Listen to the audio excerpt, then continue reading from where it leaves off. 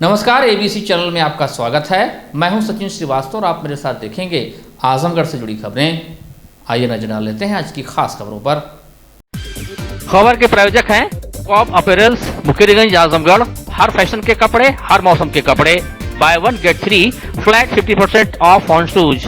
Kashi electric, Bhanwarnath, Azamgarh. E scooty का exclusive showroom wooden touch, Bhanwarnath, Azamgarh. और hotel park green near hydel चौराहा, सिधारी, आजमगढ़।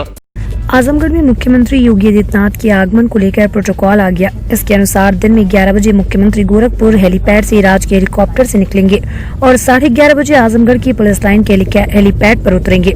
सड़क मार्ग से 11:45 पर ITI ग्राउंड पहुंचेंगे। यहां पर लाभार्थियों को योजनाओं का लाभ प्रमाण पत्र देंगे और कई योजनाओं का शिलान्यास व लोकार्पण भी करेंगे। यहां पर 1 घंटे का कार्यक्रम है। इसके उपरांत 12:45 पर निकलेंगे और 1 बजे हरिहरपुर गांव पहुंचेंगे। यहां पर 1 बजे से 1:30 बजे तक रहेंगे और संगीत महाविद्यालय के विद्यार्थियों के कार्यक्रम का अवलोकन करेंगे और संगीतज्ञों से संवाद भी करेंगे। 1:30 बजे यहां से निकलने के बाद 1:45 पर कलेक्ट्रेट आजमगढ़ पहुंचेंगे।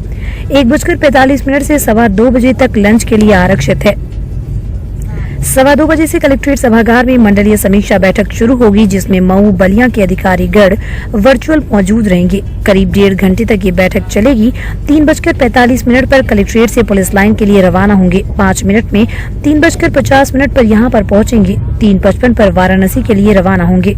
आजमगढ़ में 4 अगस्त को मुख्यमंत्री योगी आदित्यनाथ के शहर के ITI व हरिहरपुर गांव में दौरे को लेकर पुलिस व प्रशासन ने सुरक्षा समेत अन्य व्यवस्था को सुचारू रूप देने के लिए कमर कस ली है। एक दिन पूर्व योगी के कार्यक्रम को लेकर बिंदुवार चर्चा हुई और समीक्षा की। खास बात रही कि वाराणसी जोन के ADG राम कुमार ने खुद सुरक्षा की कमान संभाल ली। उन्होंने पुलिस लाइन सभागार में जोन के सभी जिलों से आए पुलिस अधिकारियों, इंस्पेक्टर और दरोगा को उनकी जिम्मेदारी के बारे में अवगत कराया। मुख्यमंत्री की सुरक्षा को लेकर सोनभद्र, मिर्जापुर, वाराणसी, चंदौली, बलिया, गाजीपुर, मऊ, जौनपुर से पुलिस फोर्स पहुंची है। मुख्यमंत्री के प्रोटोकॉल को लेकर सस्पेंस था, लेकिन ADG ने सभी अधिकारियों को सुबह से फील्ड में उतरने का निर्देश दिया है। मुख्यमंत्री योगी आदित्यनाथ की यात्रा मार्ग की संवेदनशीलता को लेकर सजगता बरतने की हिदायत दी गई। CM सबसे पहले पुलिस लाइन के मैदान पर राजकीय हेलीकॉप्टर से पहुंचेंगे। वहां से उनका काफिला ITI मैदान की तरफ जाएगा। इस मार्ग पर घनी मिश्रित आबादी के चलते पुलिस के लिए बड़ी चुनौती है। वर्ष 2007 में शहर में योगी आदित्यनाथ के आगमन पर उन पर हमला हुआ था। इस रास्ते में आग भड़की थी, इसलिए पुलिस महकमा काफी सचेत है। ITI मैदान सभा को संबोधित करने के बाद वहां से निकलकर हरिहरपुर गांव में पहुंचकर संगीतज्ञों से CM मुलाकात करेंगे। ITI से करीब 4 किलोमीटर दूर हरिहरपुर गांव को संगीतज्ञों का गांव कहा जाता है। यहाँ के लोग कुछ नई घोषणा की उम्मीद लगाएं। इसके अलावा ITI मैदान जहां पर मुख्यमंत्री सभा को संबोधित करेंगे, वो मैदान फिलहाल बरसात के चलते पूरे कीचड़ में तब्दील है। प्रशासन के लिए बड़ी चुनौती है। इसको 1 दिन के अंदर पूरे तरीके से समतल कराना होगा, ताकि तब हजारों लोगों की भीड़ घूमेगी तो दिक्कतों का सामना ना करना पड़े। माननीय मुख्यमंत्री जी उत्तर प्रदेश का प्रोग्राम आजमगढ़ जनपद में लगा हुआ है। इसमें उनकी एक तो कानून व्यवस्था तथा विकास के कार्यों की समीक्षा भी है और साथ ही साथ एक जनसभा भी है और यहाँ पर एक हरिहरपुर घराना है, वहाँ पर भी वो जाएंगे। तो ये 3 जगह का प्रोग्राम लगा हुआ है और उसमें समुचित सुरक्षा व्यवस्था के लिए आज हम लोग एकत्रित हुए हैं और ब्रीफिंग वगैरह और सारी तैयारियां, रिहर्सल वगैरह की कार्रवाई चल रही है। पुलिस अधीक्षक आजमगढ़ अनुराग आर्य ने बताया कि मुख्यमंत्री के प्रस्तावित कार्यक्रम के मद्देनजर सुरक्षा से संबंधित सभी तैयारियां पूरी कर ली गयी। ड्यूटी में लगे 30 gazetted officer, 1500 constable, head constable, 300 inspector को रिहर्सल करके ब्रीफ कर दिया गया। इसके साथ ही बड़े वाहन और छोटे वाहन के लिए रूट डाइवर्जन भी किया गया है। माननीय मुख्यमंत्री जी के कल के प्रस्तावित आगमन को देखते हुए पुलिस और प्रशासन के द्वारा सारी तैयारियां कर ली गई हैं। जो फोर्स हमको मिलना था, जिसमें लगभग 30 की संख्या में गजेटेड ऑफिसर्स हैं और 1500 के आसपास नफरी है हमारे कांस्टेबल्स, हेड कांस्टेबल्स की। लगभग 300 सब इंस्पेक्टर्स को इसमें डिप्लॉय किया गया है संपूर्ण सुरक्षा व्यवस्था में। इनको आज ब्रीफ किया गया, रिहर्सल किया गया, डीब्रीफिंग की गई है। जो भी आवश्यकताएं थी वो पूरी कर ली गई हैं। सुरक्षा को दृष्टिगत रखते हुए और स्मूथ फंक्शनिंग को दृष्टिगत रखते हुए पुलिस के द्वारा ट्रैफिक डाइवर्जन कुछ प्लान किया गया है, वो आप लोगों के साथ साझा किया गया है। बड़े वाहनों के लिए अलग ट्रैफिक डाइवर्जन है, छोटे वाहनों के लिए टाइमिंग को हिसाब रखते हुए, दृष्टिगत रखते हुए, ताकि आम जनता को किसी प्रकार की सहूलियत, कोई दिक्कत ना हो, इसको ध्यान में रखते हुए हम लोगों के द्वारा ट्रैफिक डाइवर्जन प्लान किया गया है। इस कीचड़ को देखकर कीचड़ का काव्य कविता याद आ गई। सीबीएसई के पाठ्यक्रम में है, जिसमें कवि का ये सुझाव भी है कि कमल की प्रशंसा हो, मल की निंदा। हम निंदा तो नहीं करते क्योंकि ये परिस्थिति जन्य है, और राजनीतिक सभाओं में तो इस कीचड़ का महत्व ही महत्व है, क्योंकि दल एक दूसरे पर कीचड़ तो उछालता है, यहाँ उसकी कोई कमी नहीं होने वाली। बहरहाल आपको बता दें कि आईटीआई मैदान में जहाँ पर मुख्यमंत्री योगी आदित्यनाथ 4 अगस्त को सभा को संबोधित करेंगे, वो मैदान फिलहाल बरसात के चलते पूरा कीचड़ में तब्दील है। प्रशासन के लिए बड़ी चुनौती है कि इसको एक दिन के अंदर पूरी तरीके से समतल कराना होगा, ताकि जब हजारों लोगों की भीड़ घूमेगी तो दिक्कतों का सामना ना करना पड़े। मुख्यमंत्री पुलिस लाइन में से उतरेंगे। सड़क मार्ग से आईटीआई ग्राउंड को ये मार्ग भी कई जगह से टूटा है। इसके बाद आईटीआई में संबोधन के उपरांत मुख्यमंत्री हर्रा की चुंगी से मुकेरीगंज शिबली कॉलेज होते हुए भवरनाथ मंदिर भी रुक सकते हैं। इसी मार्ग से उनको हरिहरपुर गांव में जाना है। साफ है, रास्तों के साथ ही गांव को चमकाने में प्रशासन हाफ रहा है। शहर की जनता भी चाह रही है कि मुख्यमंत्री खुद सड़क मार्ग पर चलें और 1 या 2 स्थान पर उतरकर भी यहां के हालात को चेक कर लें, जो कि बहुत ही दयनीय है। आजमगढ़ में प्रशासन ने मुख्यमंत्री के आगमन से पूर्व शराब माफिया रंगेश यादव की 67 लाख की संपत्ति कुर्क कर दी। रंगेश यादव जहरीली शराब कांड का आरोपी है। डीएम विशाल भारद्वाज ने 29 जुलाई को उसकी संपत्ति कुर्क करने के निर्देश दिए थे, जिसके बाद से बुधवार को उसके खिलाफ कार्रवाई की गई। एसपी अनुराग आर्य ने बताया कि जहरीली शराब कांड के मामले में 13 आरोपियों पर गैंगस्टर एक्ट के तहत कार्रवाई की है। वहीं 6 आरोपियों के खिलाफ रासुका की कार्रवाई की गई। इसके साथ ही 6 आरोपियों को शराब माफिया भी घोषित किया गया। जिले के एसपी अनुराग आर्य ने बताया कि उक्त भूखंड की कीमत वर्तमान में 2.5 करोड़ से अधिक है। मामले की विवेचना में पुलिस को सपा विधायक रमाकांत यादव की भी संलिप्तता मिली है। इस मामले में पुलिस पहले ही खान बंधु की 75 लाख से अधिक की संपत्ति को कुर्क कर चुकी है। इन शराब माफियाओं में रंगेश यादव, मोहम्मद नदीम, मोहम्मद फहीम, कलीम, मोहम्मद नईम और सलीम शामिल हैं। रंगेश यादव सपा के बाहुबली विधायक रमाकांत यादव का भांजा है। जिला प्रशासन रंगेश यादव पर गैंगस्टर और रासुका के तहत पहले ही कार्रवाई कर चुकी है। हाल ही में शराब कांड की विवेचना में सपा विधायक रमाकांत यादव को भी जिला प्रशासन ने जेल भेजा है। एसपी अनुराग आर्य के मुताबिक इस विवेचना में आगे और भी जो नाम आएंगे उन पर कड़ी कार्रवाई की जाएगी। जिन संपत्तियों को जिला प्रशासन ने कुर्क किया या वैध कमाई से बनाई गई थी। आजमगढ़ के हरौला थाना क्षेत्र के माहौल में 21 फरवरी को जहरीली शराब पीने से 13 से अधिक लोगों की मौत हुई थी, जबकि 60 से अधिक लोग बीमार हो गए। जिस ठेके से शराब की बिक्री की गई थी वो सपा विधायक रमाकांत यादव के भांजे रंगेश यादव का ठेका था। इस मामले में जिले की पुलिस ने घटना में शामिल सभी आरोपियों पर कार्रवाई की थी। मामले की विवेचना अब भी चल रही है। फरवरी में थाना क्षेत्र हरौला में घटना हुई थी, जिसमें अवैध शराब की वजह से कुछ लोगों की मृत्यु हुई थी।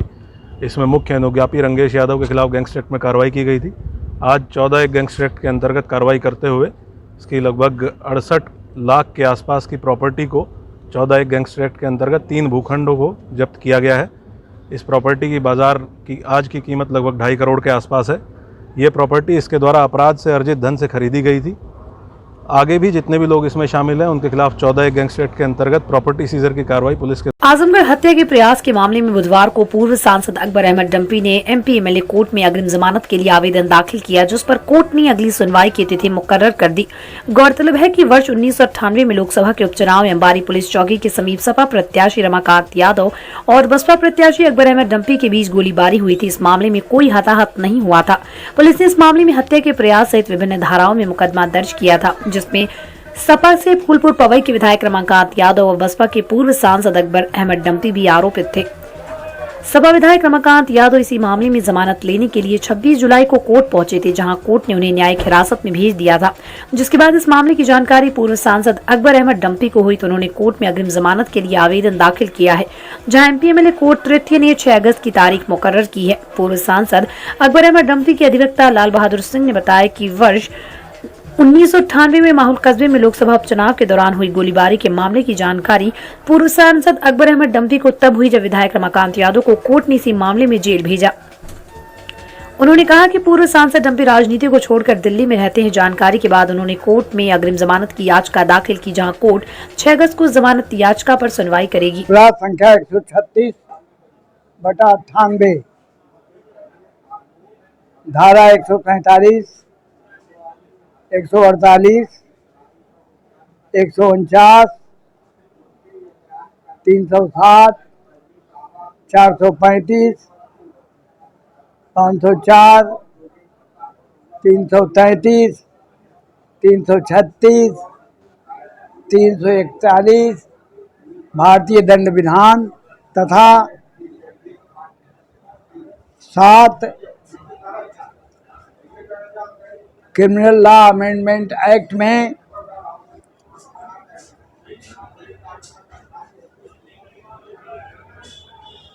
दर्ज किया गया था।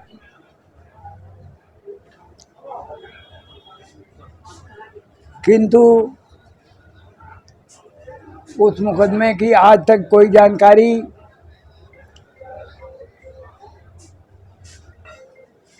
श्री अकबर अहमद डंपी को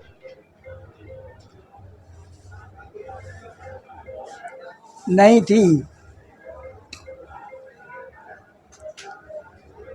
ये मुकदमा इस कारण प्रस्तुत हुआ कि श्री रमाकांत यादव उस समय एमपी का चुनाव लड़ रहे थे। उनके विरोध में भय के कारण कोई जिले में आदमी नहीं मिला, तो अकबर अहमद डंपी को विरोध पक्ष ने एक तरह से कैंडिडेट बनाया। जितने भी अब तक चुनाव हुए, रमाकांत बाहुबली के कारण कोई अंबारी में न झंडा लगाता था न सभा करता था। डंपी पहले व्यक्ति हैं जिन्होंने जा करके अंबारी चौक पर सभा किया और बड़ी भीड़ थी। उसी में रमाकांत बाहुबली तथा उनके और लोग आ गए और फायरिंग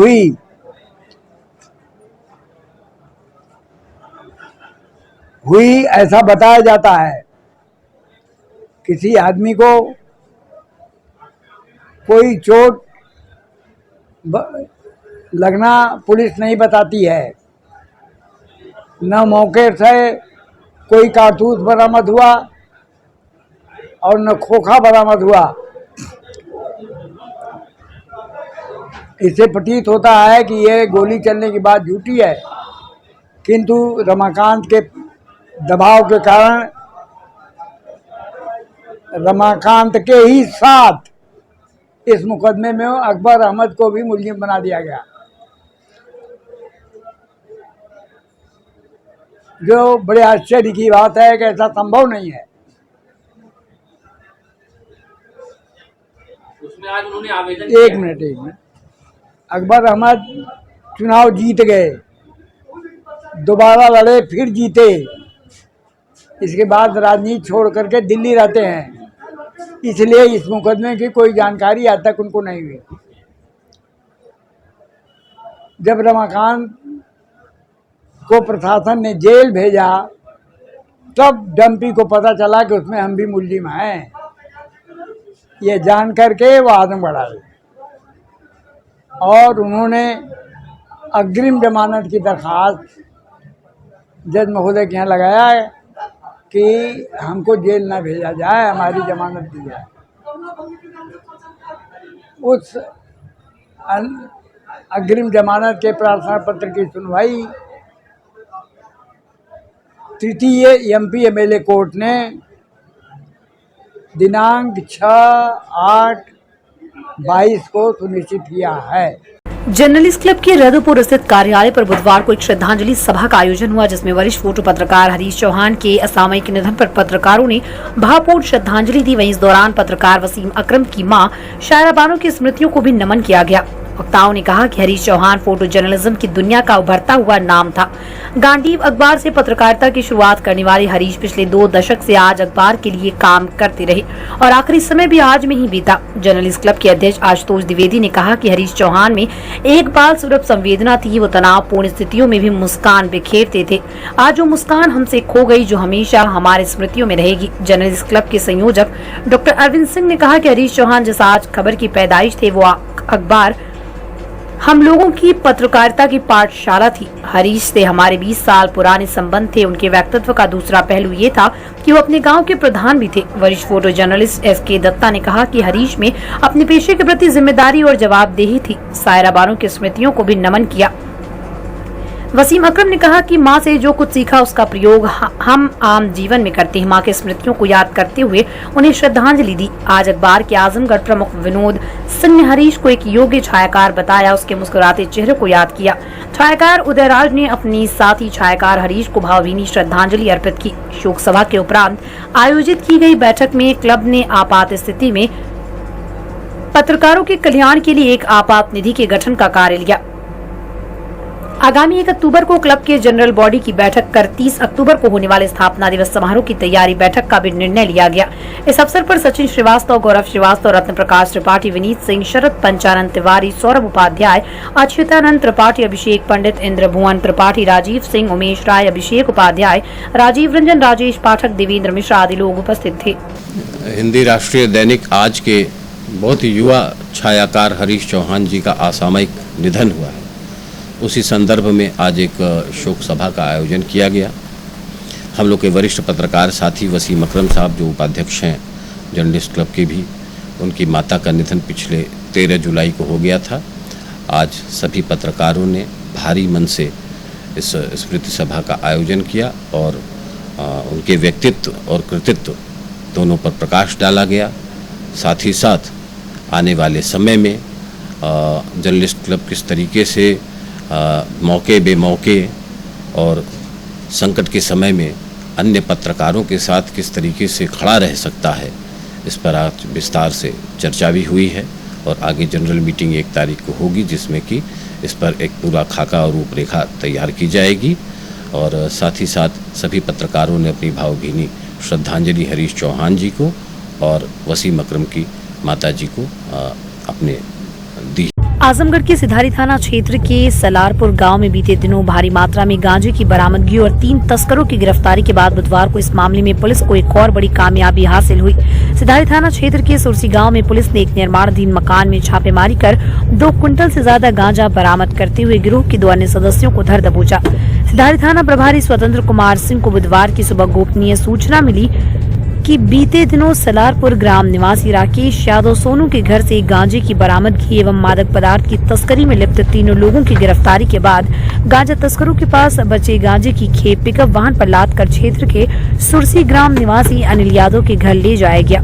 सटीक सूचना मिलने पर सक्रिय हुई पुलिस ने बताए गए स्थान पर छापेमारी की। इस दौरान निर्माणाधीन मकान में गांजे से भरी बोरियों को ठिकाने लगा रहे 2 व्यक्ति पुलिस के हत्थे चढ़ गए। पुलिस ने मौके से 21 बोरियों में रखे लगभग 2 क्विंटल 14 किलोग्राम गांजा बरामद किया। पुलिस द्वारा गिरफ्तार किए गए तस्करों में सुरेंद्र यादव पुत्र स्वर्गीय रामहित यादव व अनिल यादव पुत्र सुरेंद्र यादव, दोनों पिता पुत्र सुरसी गांव के निवासी बताए गए हैं। पकड़े गए लोगों से की गई पूछताछ कर गिरोह के अन्य सदस्यों को दबोचने के साथ ही पूरे नेटवर्क को तोड़ने की पुलिस जुट गई है।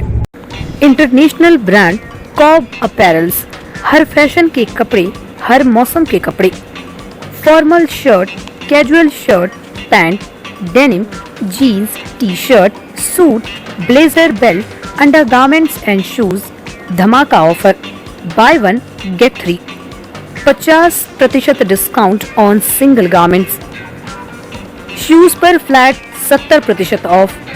जल्दी करें, ऑफर सीमित समय के लिए। शादी विवाह की करनी हो तैयारी या त्योहारों पर करनी हो खरीदारी तो पहुंचिए कॉब, निकट आनंद अस्पताल, मुकेरीगंज, आजमगढ़। काशी गोमती ग्रामीण निधि लिमिटेड की नई सौगात, Kashi electric, Shri Gandhi Gurukul inter college Bhawarnath के सामने इलेक्ट्रिक स्कूटी का भव्य शोरूम। पेट्रोल का खर्चा जाइए भूल, तय करिए कम बजट में पोल्यूशन फ्री लंबा सफर। देश में इलेक्ट्रिक स्कूटी की सबसे अनुभवी कंपनी हरियाणा की विनिंग फ्यूल्स मोबिलिटी की स्कूटी में मिलेगा आपको लो speed, high speed scooty, super comfort, sustainable seat के साथ अच्छी लाइटिंग फीचर्स। सुनहरा अवसर, खरीदें ई स्कूटी और पाएं निश्चित उपहार। ई स्कूटी की अपार सफलता के बाद जल्द आ रहा है electric bike. Hotel park green hydel चौराहा, सिधारी, आजमगढ़। स्वच्छ और आरामदायक AC and non AC rooms, 24 hour room service, north Indian, south Indian, Chinese, Italian, veg and non veg लजीज और जायकेदार व्यंजन उचित रेट पर उपलब्ध। शादी, विवाह, engagement, marriage anniversary, birthday party के लिए लार्ज बैंक्वेट हॉल, मीटिंग और सेमिनार के लिए कॉन्फ्रेंस हॉल। आपकी खुशियों में लगाए 4 चांद। होटल पार्क ग्रीन हाइडल चौराहा, Sidhari, Azamgarh. Wooden touch Bhanwarnath, Azamgarh, a complete hardware store. हमारे यहाँ branded plywood, flush door, designer door, PVC door, formica, fancy hardware, kitchen की चिमनी एवं मॉड्यूलर किचन की एक्सक्लूसिव रेंज उपलब्ध। अपने आशियाने में लगाइए 4 चांद, पहुंचिए वुडन टच भंवरनाथ, आजमगढ़।